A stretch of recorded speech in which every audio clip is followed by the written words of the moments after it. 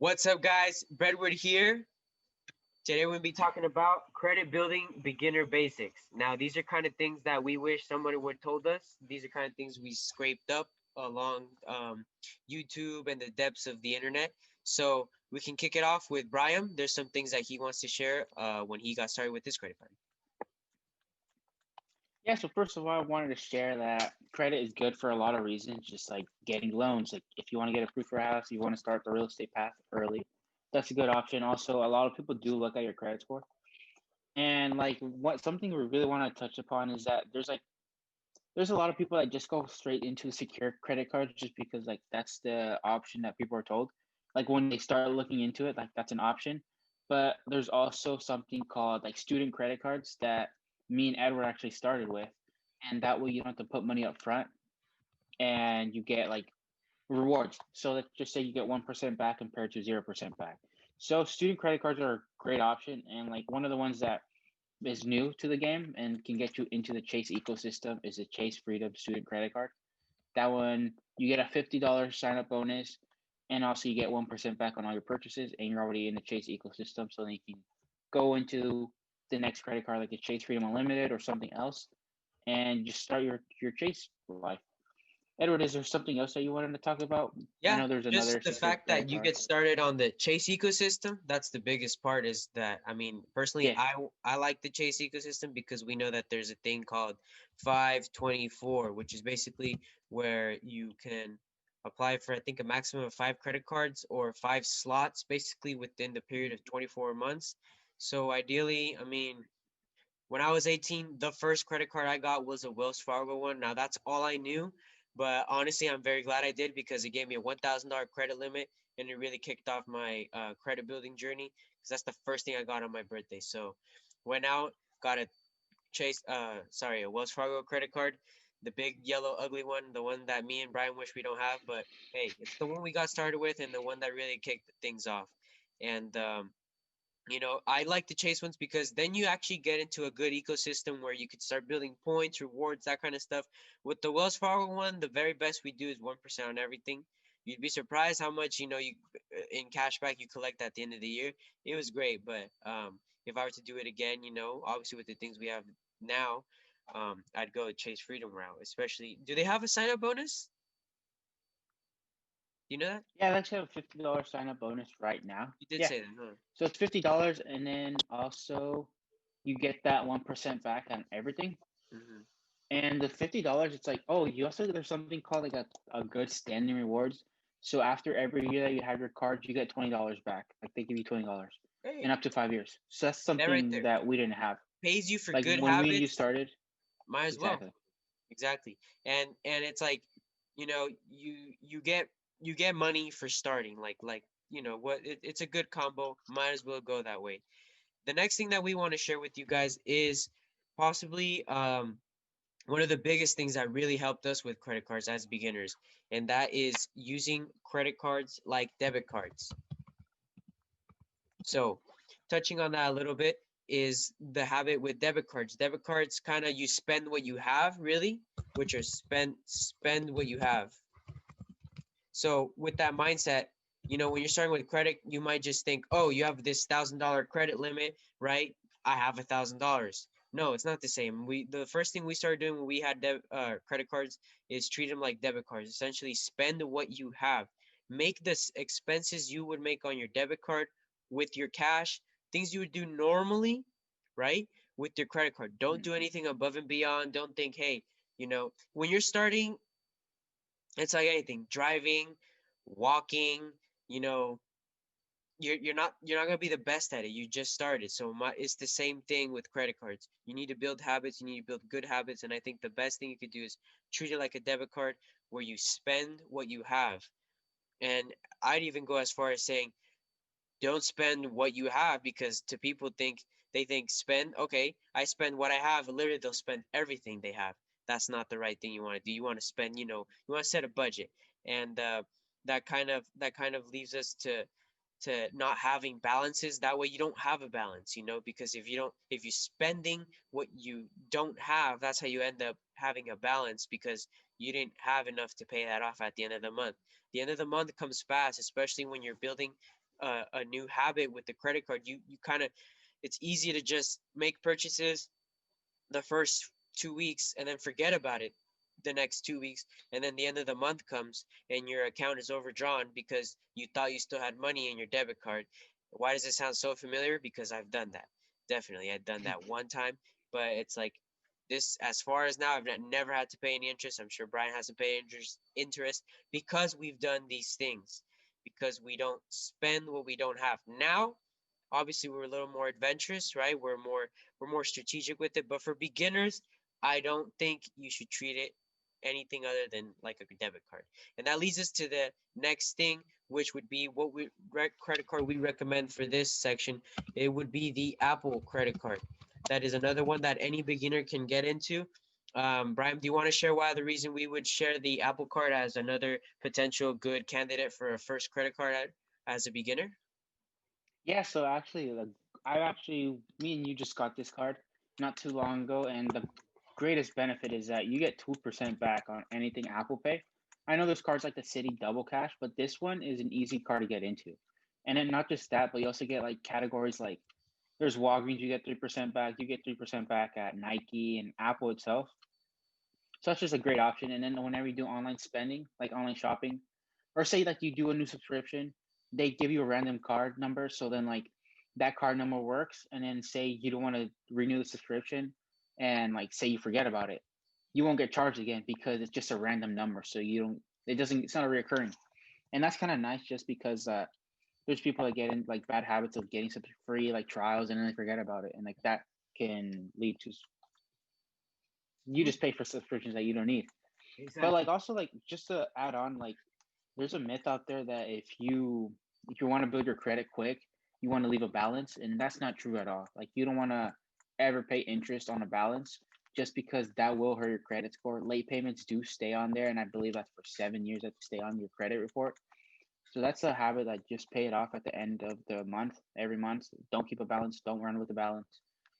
But yeah, that's just something that like I remember like starting out with credit cards was something hard because like you hear a lot of things everywhere. So you hear one side saying keep a little bit, other side saying don't keep anything at all. And then when I went, me and Edward, we took the route where we didn't have any balances, and honestly, our credits thank us today. Yeah, yeah, But that's just like a big thing that you start seeing, and like there's a lot of contrary beliefs, but honestly, personal experience, we can tell you that don't keep a balance, and your credit will be happy. yeah. Another tip to that too is keeping, I think, your credit usage under 10 or 15%. Is it? Yeah. Yeah. So I can tell you, for when I was remodeling my home, like I really put on purpose a lot of purchases on credit to get those benefits, right? I was getting I think I was getting like a rotating category with one of my credit cards in the Chase ecosystem, and that was giving me good percentage back. So why not? But of course, I'm gonna be, really stretching my credit's legs. So that's kind of raise flags to the credit report or the credit bureau, because they're like, hey, think of it like this: I let you borrow money. If I notice that you're spending all the money I let you borrow, it's like, okay, what's going on? What are you doing? Right? I think of it the same way. I think of credit the same way. It's like a person that lets you borrow money, and they're only going to let you borrow money if they see you have a good history of paying back money and doing, normal things with your money, not out of the ordinary things, risky things, stuff like that. Not paying, not paying late, being on time, things like that, things of that nature. So the Apple credit card is awesome because I think most people could qualify for that as a first time thing, and it's something that more and more. I mean, you basically get 2% most places. Most places are accepting Apple Pay. Most people have an Apple product, and if you don't, you know, say you're not an Apple person at all, that's not the card for you. We have other cards on this system. That leads us to number three, which would be learning good habits to credit building. So learning good habits equals spending habits, equals budget habits, equals just good habits to have. So if you want to share maybe some tips, Brian, what are some good habits that you started maybe developing that help you stay on time or use your credit card wisely or maximize your credit card um, as much as you can? So personally, what I mean, I can say personally, I always looked at the categories that my credit cards were in. So like personally, I actually one of my main cards was the Freedom Unlimited, and that was just nice because it was like everything gave me a certain percentage. At the beginning, when I first got it, my sign-on bonus was a 3% for the first year, which is why I chose that one. So just like say I went out to do purchases like for myself, I'd always go in the card. Whenever my parents need to like say groceries, say they needed something from the store, I get it with my card and they just pay me it and then I just deposit all the money. But a good habit was to always like look at what you have in your bank account and then that's your limit. Not your limit, like you don't want to spend all of it, but I'm just saying that like just make sure you have enough. So don't go out and say like, oh, there's a sale on this. I'm gonna get it because I have a credit card. Now it doesn't work that way. I mean, there is like certain situations where it's like you can make money on certain products if you purchase them then, but we're not doing that right here. Yeah. We're focusing on right now on just building credit and getting those habits because honestly, if you stick with the habits at the beginning, if you stick with them through your whole credit journey, you're gonna get good credit quick because honestly, it's the building blocks that set The you up for success. fundamentals. It's the Yeah, the fundamentals that you fundamentals. gotta have. Yeah. And with that, I say having a budget and spending habits because I really feel that just the although maybe some people think those aren't tied together, I really feel they do tie together because um just one thing leads to another. If you have good spending habits, you know what comes in and out, and that way you know what you have and what you don't have. For example, in credit, you're always kind of juggling, okay, this is what I'm spending for the month, this is what I have in my account. You kind of want to know I'm keeping this much in my account for that when this payment goes through. So building a good habit in spending in a budget isn't a bad idea because that way you know what your cap is. You're on a credit card, it's easy to not know what your cap is. But if you have that number in your head, that good budget and spending habits, hey, this is my limit for the week, month, or every 2 weeks. And if you have good habits, you pay it off. For example, one thing that I did was pay it off every week. Pay off every week. Why? Because that just got me into a habit. It's too easy. You have the apps on your phone. It's too easy to just. It's as easy as checking an Amazon order. I mean, I probably check my Amazon order when I make an order probably once a day, even though I know it's gonna come in 3 days. It's just checking it. I don't know. It's just I'm impatient, and so I look at my phone, and I made it a habit. It's just made because I love finance, but I love looking at all my finances. And so I just I scroll through it probably 2 times a day now, like just looking at what comes in and out. And then that helps you, catch things that are off, spending patterns. You get to see the trends on what you spend and how much. I'll tell you, with the whole quarantine thing, I save a lot of money with not going out and stuff like that. So it's been that's been one positive if there's one thing. But good habits really let you know what you can spend on credit, what you can't spend, and then help you stay on top of not having to pay interest. Me and Brian have never paid interest, and we plan on not paying interest for a late payment. It's absurd. 20%, that is like a reverse investment. Why not take that, put it in an S&P 500, and you at least make some money? But paying interest, that's a big no in our block over here. We don't like that. Number three credit card that we're going to be suggesting is the Freedom Flex. Um, Brian really likes to talk about credit cards, so I'm going to hand that off to him. Why do you recommend the Freedom Flex as our number three credit card in our good habits section? Yeah, so the Freedom Flex is like one of the newer cards that they have, and like they have 5% back on like bonus categories. So like that can be shifting, and then like right now they actually have an offer that's $200 when you sign up, and like you spend I believe $500 in the first 3 months. And like we're not saying you if you don't do regular spending, $500 in 3 months, don't get it. But what we're trying to say is that like if you're already spending the money, you might as well get the bonus. So you make an additional $200. But like you get like 5% back on grocery stores, 5% back on rotating categories. That can be anything from like retail stores to online shopping to gas. And that's just something nice because that also helps with building those habits because you kind of see what categories are going to work for which time.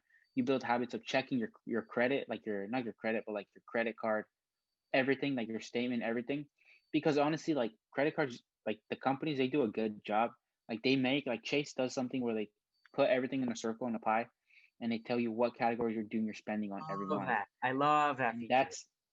that's perfect for everyone to build great habits and just like get ahead on your credit journey. And honestly, I feel like that's something that I wish I had like earlier, like before I got a credit card, just because it is easy to just like forget where you put your cash.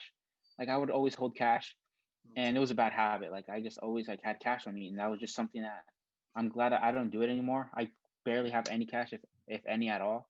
I just use credit cards now, but basically like tracking everything on there just makes it everything simpler whenever you want to see like, oh, how much did I spend this month? Oh, how much did I spend in that category? What categories can I cut down on if you're trying to save for something? And then just invest the rest. Yeah. And honestly, like the Freedom Flex is a good one for those categories because 5% shifting categories, that's That nice. I mean, Edward has something similar to that they don't have anymore. And that's I always saw him get a lot of cash back with that. it's because when you have a budget and you know your spending habits, you learn where your money goes to. So you know, hey, this works for me, this doesn't work for me. So for example, how many credit cards do you have? How many do I think I have like five, right? Something like that. Yeah. But point is, they all work for me. I plan to get at least 3% on everything. That's my goal. My goal eventually will be 5% if that's possible. I'm pretty sure it is. But imagine that. It's like getting a little coupon for everything you buy every time you buy that you're gonna buy anyways. Might as well get a little coupon, and at the end of the year, you could take a flight for free, go on vacation for free, stay at a hotel for free, X. But I'm telling you, I love flying out to Oregon, knowing that everything is basically it's like all paid expenses. Apart from, using my 9 to 5 vacation time, etc. It's just good on top of good and cherry on top. I love it. All right, that leads us to number 4. It's don't close your accounts.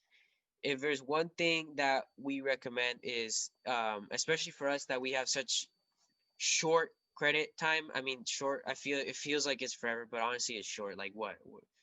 21 or 20, so 2 3 years of credit. That's considered Yeah. short. So every time I go in my credit report, like it says, okay, you haven't been open for too long.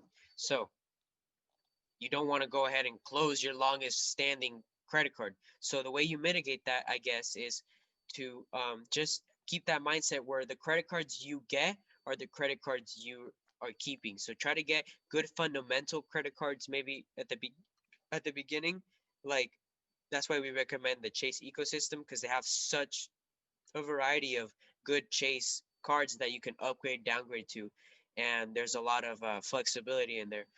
And that's why we recommended these other types of credit cards because they're not just credit cards that are going to go away or they're not going to have other options to go to. The Amazon, which is the one that we're recommending for this section, is a very good one in this case because Amazon, I mean, where do you think Amazon's going?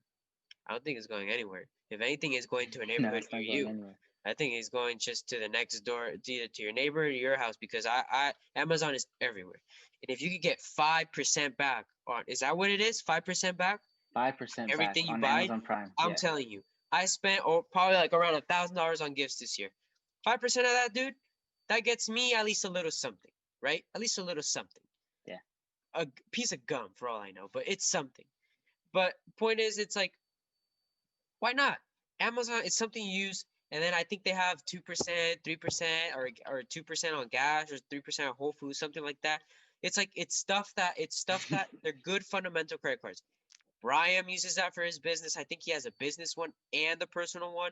That kind of stuff Yeah. is the stuff that we like. Fundamental ones, things that they're gonna stick around for a long time, and so that way when you go to your credit, it doesn't show that you have any closed accounts with your credit cards. It shows that you have a long, good established relationship with this lender. Remember, like what I said is think about credit kind of like somebody like, for example, Brian. If I close my relationship with Brian in 2 years, it's like, okay, maybe we weren't, that tight. We weren't that close. He didn't trust me. Probably something was going on, right?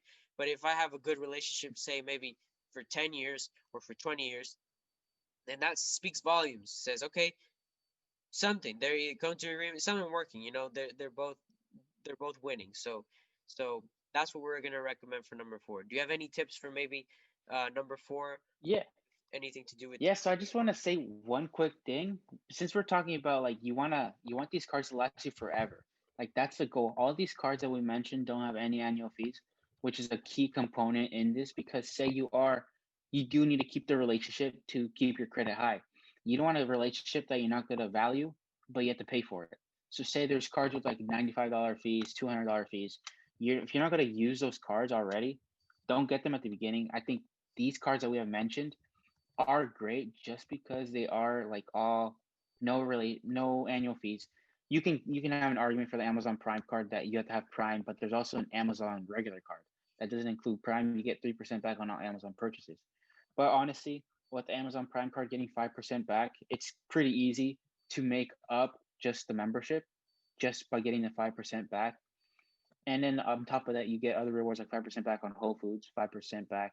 Like there's little categories like subcategories, and I believe it's 3% for dining and I think 2% for gas. That might just be the business ones, but Yeah. yeah, there's like a lot of benefits to them. And honestly, no, Amazon gives you, I believe it varies, but it's around $100 gift card once you sign up and That's qualify right, for it. dude. That's right. That's right. So you $100. I get mean, that, no annual fees. why not? Like, it's like you get yourself a credit card, get yourself a little something. It's like it's on Amazon. It's a win-win. That's the kind of stuff that we like, and that's the kind of stuff that at least I wish I had, when I got started.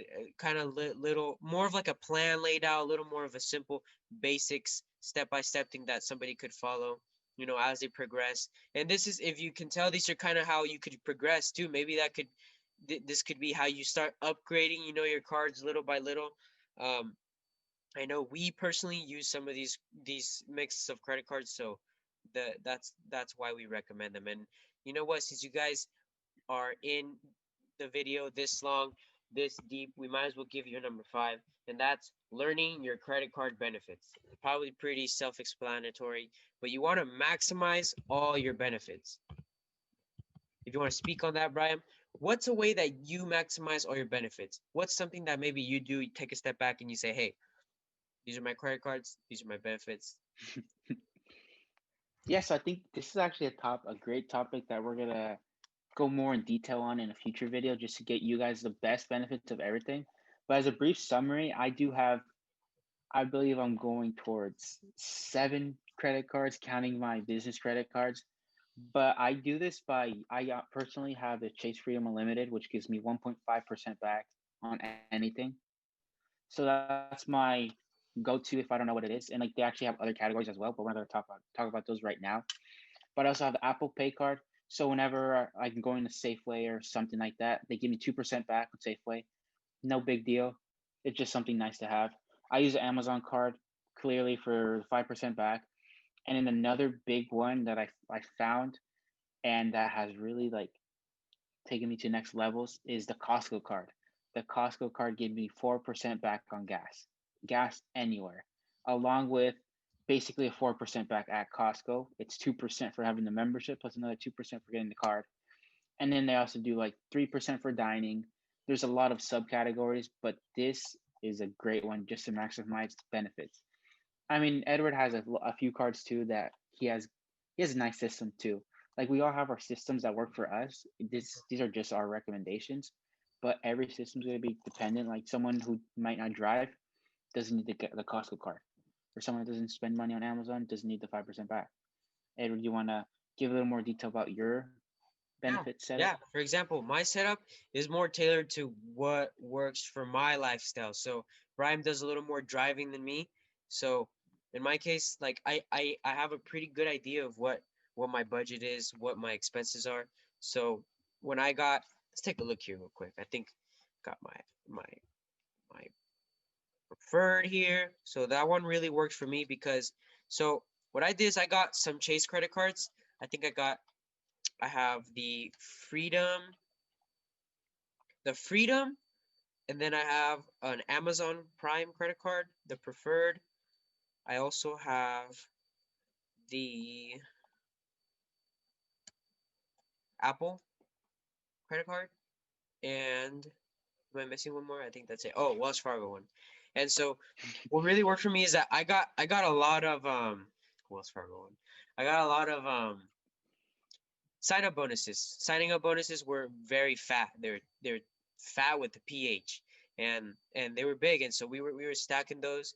And so what the preferred really did, it worked for me because I eat out. I like to eat out probably once or twice a week, and so it's not a good habit. It definitely broke it though for during this quarantine. So but it's something that worked out for me because when I transferred my points, they my points into the ultimate reward system from the preferred into this into the what is it, the preferred and reserved um portals, the ultimate rewards portals. There we go. It made my points worth, I think, 25% more essentially. So I think this really basically paid off when I started remodeling my house because I had good credit relationship with Chase, so I got a good amount of credit on all my cards, and my categories lined up perfectly with the kind of expenses I was making, which were home improvement and a lot of gas at the time and stuff of that nature. And all my points really, in the end, maybe it could have been like $1,000 worth of points turned into $2,000 worth of points because of all the multipliers. So all my expenses really it added up in the end where I was able to even pay for some of my remodeling stuff for with my credit card points. And some other things that we were able to get with credit card points would be free flights. All the flights I take to Oregon, I visit probably Brian 3-4 times a year. They're all free, all paid off. Any any whenever I go out to for work and I do any Uber, all that kind of stuff's paid off too. Whenever I do for oh, Brian just upgraded into a new iPad, all free. He came and visited me like a month ago almost, all free. It's like that kind of stuff is what going on a little, you know, little hotel or something. You go out for a weekend, you could really save it for whatever you like, right? For me, I like to do it as a Christmas thing. I give myself a little Christmas present with whatever points I have, or I invest the difference at the end into my Roth IRA. Whatever gives you the most return. In my case, it gave me the most when I redeemed it for home improvement at the time. I think they were doing something like Chase Pay Yourself, something like that. So my points were worth a lot more if I redeemed them there anyways, which are things I was going to pay anyways. And so it all ties together. I wouldn't have got that. I would have got that from making expenses I was doing anyways. So don't get wrapped up into all the benefits and stuff like that, but it's about understanding your benefits, knowing how to maximize them and knowing what works for you. That way you can build yourself a setup that is custom tailored to you and you can maximize as much as you can. If you don't have anything else to share, Brian, I think we can send them out. I think we're gonna just have to have them check out the description. We'll have some links for some of these credit cards out there for you guys to get them easily. But yeah, we are gonna do another video on talking about or what we like to do, which is maximizing each category the most we can with the setup we have. I feel like that brings a lot of value, but this is more tailored to the beginners. But if you stuck around, you got a little extra. Exactly. We appreciate it, guys. And like always, if you like anything, please smash that like button. Please twerk on it, destroy it, make it blue. And if you have any questions or comments, anything you guys like to talk about or suggestions, please leave them in the comments. There's two of us. So whatever I don't get to, he gets to. It's breadwood, guys. Let's get this dough. Let's make this bread. Let's get this money. Let's go out there and chase it. All right, guys. Stay tuned.